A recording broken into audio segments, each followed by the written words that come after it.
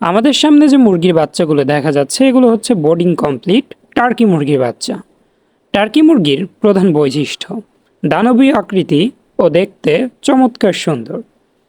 একটি প্রাপ্তবয়স্ক মোরগ বা মেল দেখতে ময়ূরের মতো পেখম মেলে এরা ডাকাডাকি করে, চমৎকার সুন্দর মোরগের সাউন্ড।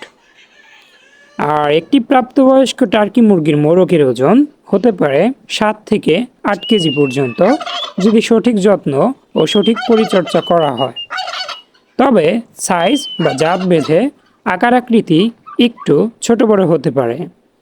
5 থেকে 6 মাস বয়সে টার্কি মুরগির ফিমেল ডিম পাড়তে শুরু করে। দেখা যায় একটানা প্রায় 2 মাস পর্যন্ত একটি প্রাপ্তবয়স্ক ফিমেল ডিম দিতে পারে, তবে কুচে বসার প্রবণতা একদমই কম।